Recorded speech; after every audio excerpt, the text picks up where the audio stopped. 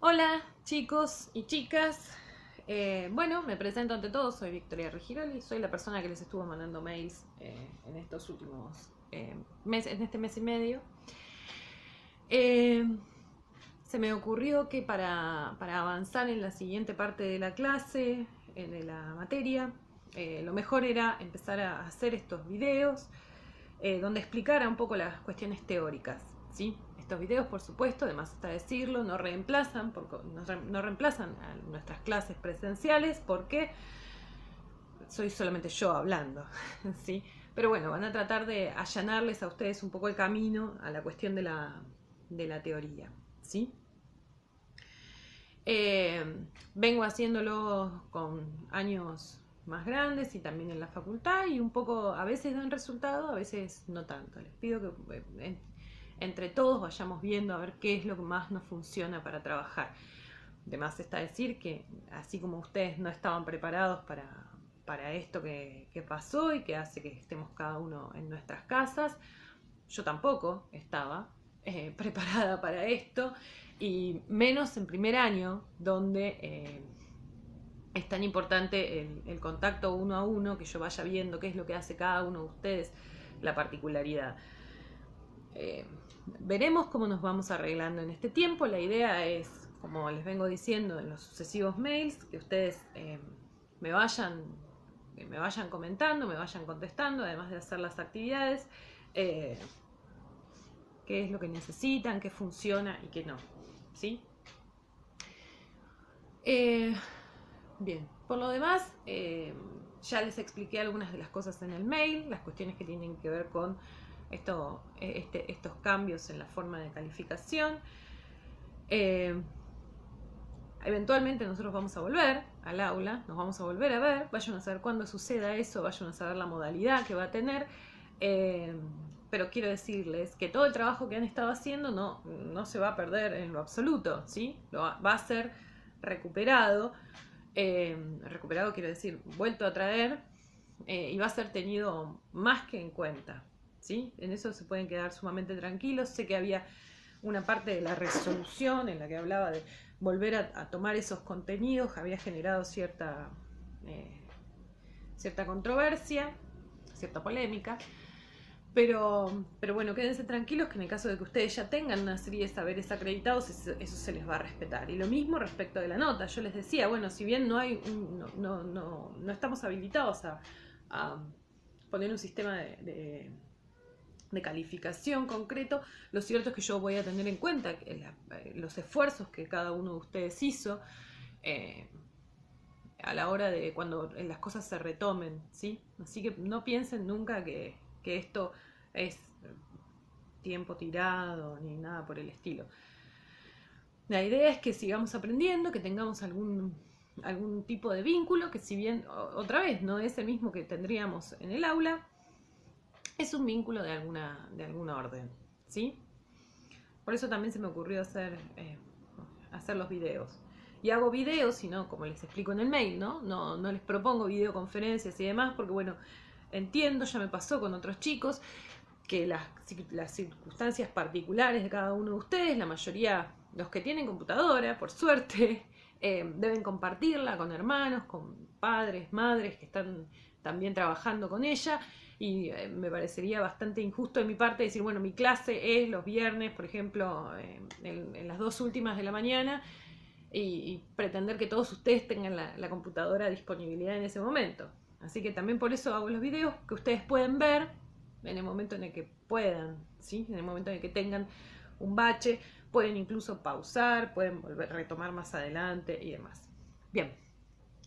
Eh, ya estuvimos trabajando nosotros con mitos, habían visto algo con la profe suplente, estuvimos desarrollándolo un poco a partir de la lectura del libro Mitos Clasificados 1 y de algunas cuestiones teóricas sobre el mito. Vamos a volver igual, vamos a volver a hablar del mito seguramente durante el resto del año porque es uno de los ejes que vertebran el programa de primer año. Pero vamos a empezar entonces con la siguiente unidad del programa, que es en rigor de verdad la primera. Si hubiésemos tenido clases, hubiésemos empezado por ahí, que es la que tiene que ver con la comunicación.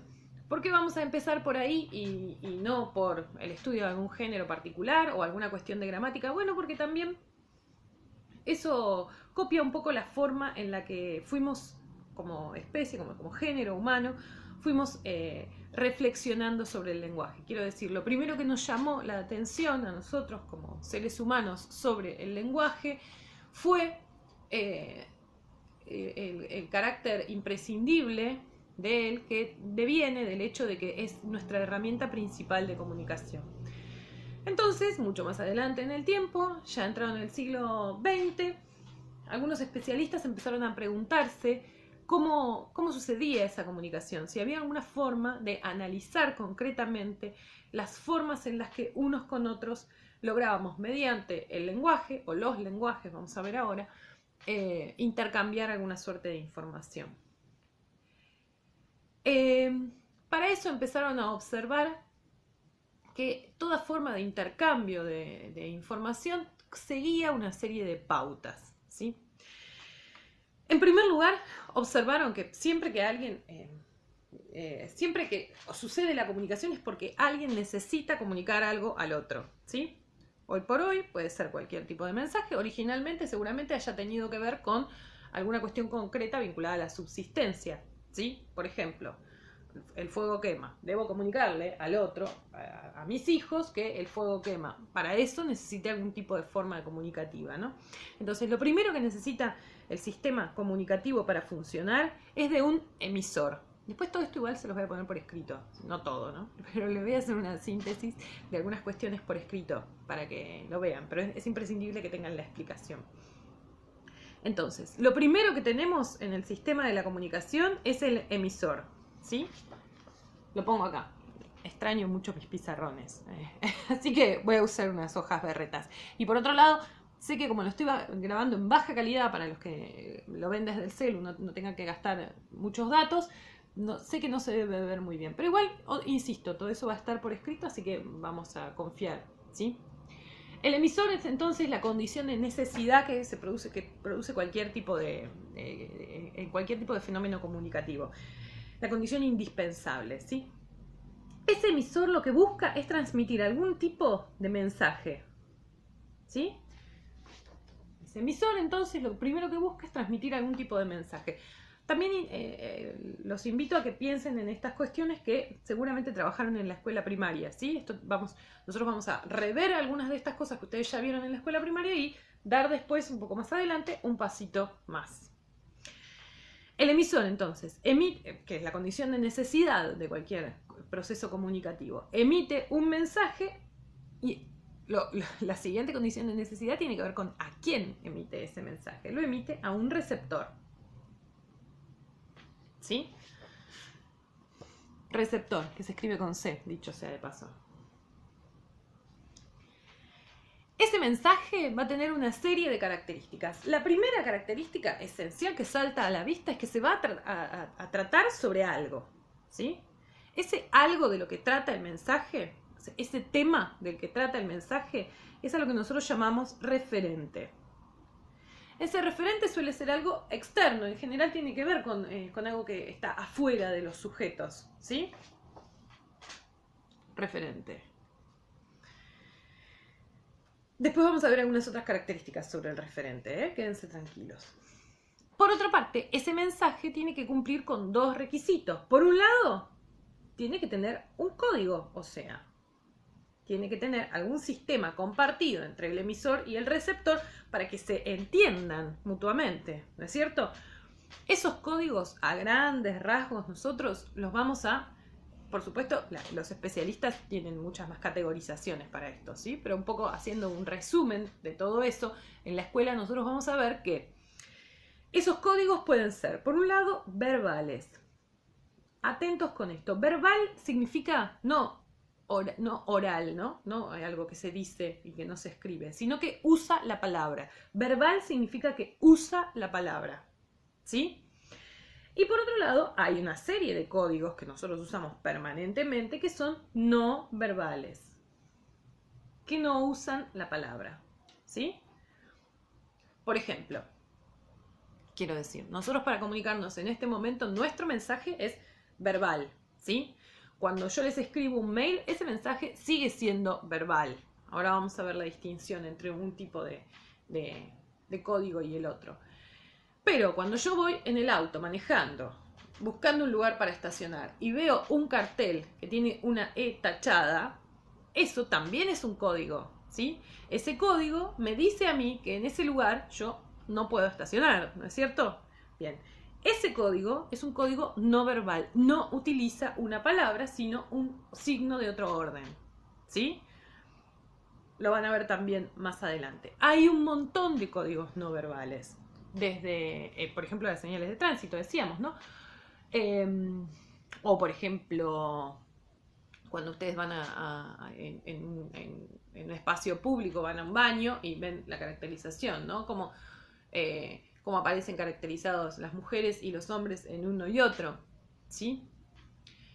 Hay otros códigos no verbales también que nosotros utilizamos. Por ejemplo, los gestos, ¿sí? La gestualidad de las manos, que nos muestra enojados, de la cara, ¿no? Que nos muestra enojados, nos muestra contentos y demás. Ahí también hay algo a considerar. Ojo, hago acá una salvedad importante, porque después siempre vienen las polémicas. Si bien los gestos son códigos no verbales, la lengua de señas, que es la que usan las personas sordas para comunicarse, no es un código no verbal, ¿sí? Si bien usa gestos, tiene un sistema que utiliza palabras, en definitiva, ¿sí? Así que la lengua de señas es un código verbal, igual que el braille, ¿sí? Los códigos no verbales, decíamos entonces, son estos otros, que no reemplazan específicamente palabras. Bien. Adentro del código verbal, a su vez, nosotros nos vemos obligados a hacer la distinción, porque el mensaje va a ser distinto si es escrito o si es oral, ¿sí? Nuestro mensaje, por ejemplo, en este momento, el mensaje que yo les estoy dando con este video que estoy haciendo, utiliza un código verbal que es oral, ¿sí? Cuando yo les mando un mail, utilizo un código que es verbal y que es escrito. ¿Se entiende esta distinción, no es cierto? Es bastante sencilla por el momento.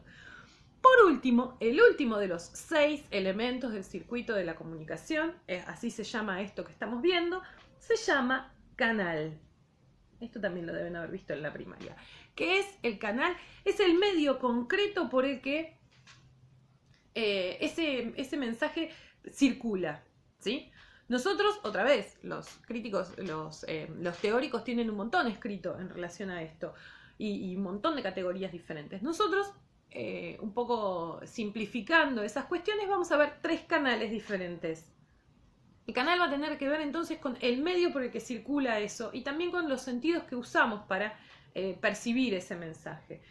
Entonces, el primer canal va a ser el canal visual, ¿sí? Por ejemplo, el signo de prohibido estacionar es código no verbal, como decíamos antes, pero a su vez es canal visual. Tenemos también el canal auditivo. Por ejemplo, cuando llamamos por teléfono a un pariente y le decimos, hola, ¿qué tal? ¿Cómo estás? El medio que estamos usando es exclusivamente el oído, ¿no es cierto? La comunicación va a tener una serie de características que tienen que ver con este canal que utilizamos, que es exclusivamente el del oído. Y por último, el que combina ambas instancias, al que vamos a llamar audiovisual.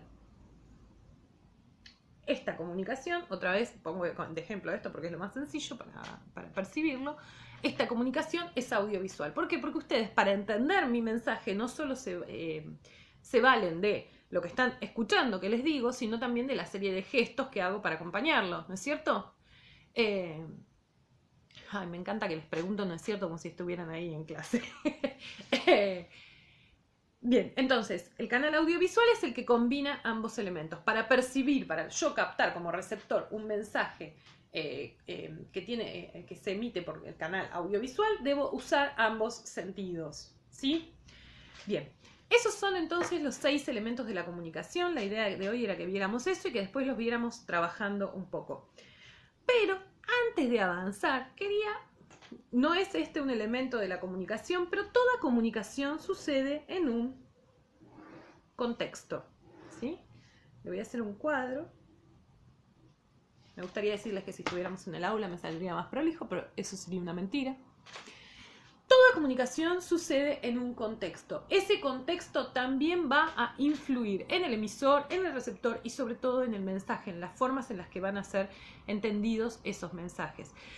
No es lo mismo el contexto. A ver, yo puedo estar en la escuela viendo cómo dos alumnos se están pegando y les puedo decir, basta de pegarse, algo que hago habitualmente, ¿no? Basta, córtenla, ¿sí? ¿Qué pasa si yo estoy en el colectivo y hay dos chicos que se están pegando y yo digo exactamente lo mismo? ¿Es el mismo el mensaje que estoy dando? ¿Va a ser la misma la recepción que va a tener ese mensaje? ¿Sí? Seguramente ustedes coincidan conmigo en que no. Entonces, el contexto en el que se emite un mensaje, un mismo mensaje, fíjense que es este, es determinante para entender la totalidad de sobre todo esto, de cómo va a ser recibido ese mensaje y desde qué lugar se lo emite a ese mensaje, ¿sí? Entonces, si bien no es un elemento del circuito de la comunicación, esto es cuando yo les pida los elementos del circuito de la comunicación, no les voy a pedir que hablen del contexto, es algo que es imprescindible que ustedes consideren cuando piensan en el fenómeno de la comunicación, el contexto en el que se produce, ¿sí? Antes de avanzar también quería hablar de otra cuestión que también forma parte del circuito de la comunicación. Quiero decir, no es uno de los elementos, pero aparece frecuentemente en el circuito de la comunicación. ¿Qué pasa si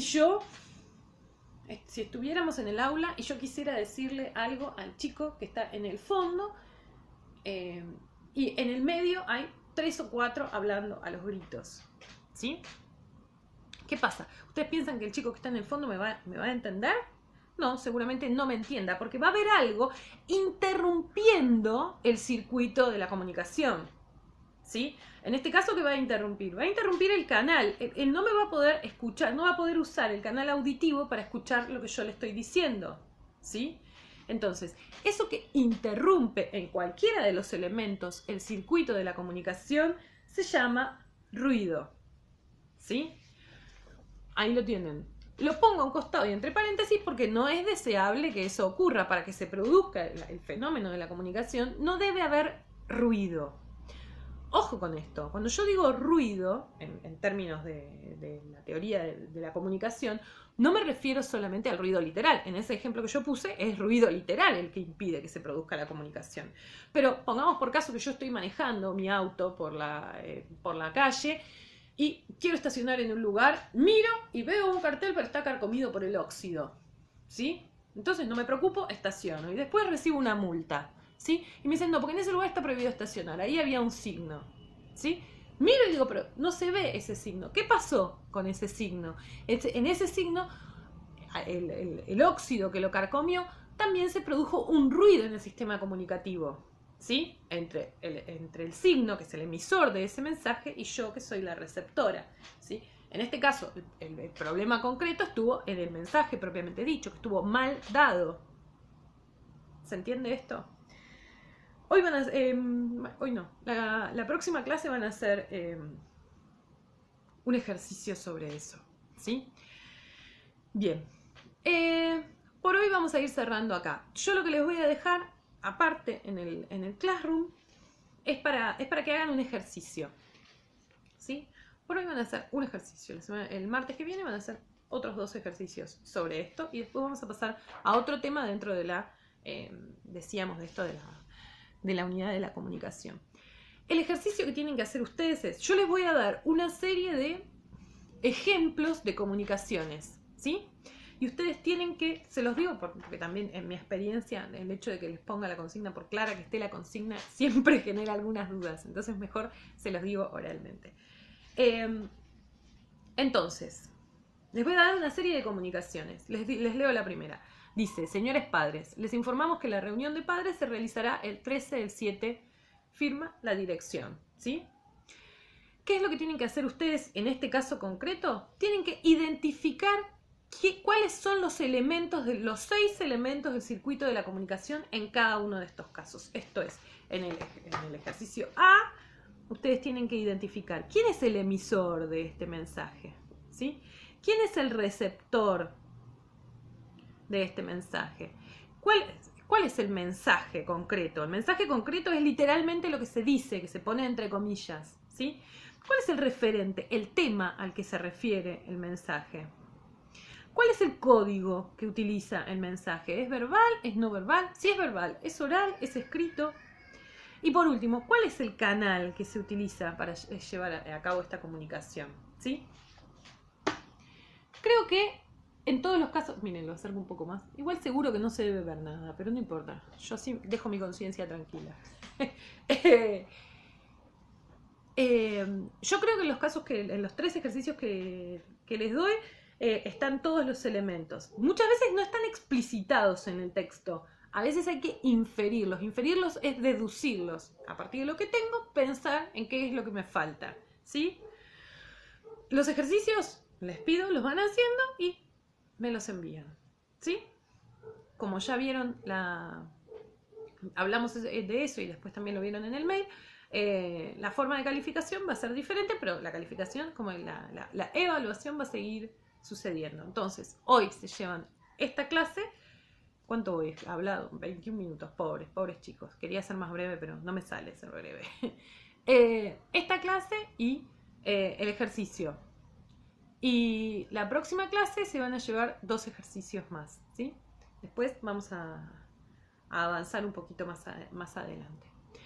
Bueno, espero que estén muy bien y que se estén cuidando sobre todo y estén cuidando a los y las que están alrededor. Yo sé que el momento es, además de extraño, muchas veces es inquietante y hasta angustiante. Tengamos paciencia. Seguramente en la historia de nuestras vidas personales esto eventualmente pueda ser contado como una anécdota, ¿sí? Bueno, ¿se acuerdan del año en el que... tengamos eso en mente, ¿sí? Tengamos en mente el momento en el que todo esto haya pasado y ya estemos todos, estemos a salvo, podamos vernos y demás. Bueno, nos vemos y cualquier cosa, siempre insisto, cualquier cosa me escriben, ¿sí? Por lo que sea, me escriben, ¿sí? Yo trato de contestar siempre en la medida de mis posibilidades. Como creo que ya les expliqué, yo tengo 2 hijos chiquitos, tengo un hijo de 2 años y un hijo de 2 meses y medio. Por lo cual, a veces no me es tan fácil responderles inmediatamente, pero siempre trato de responderles lo antes que puedo, ¿sí? Bueno, un beso y que sigan bien.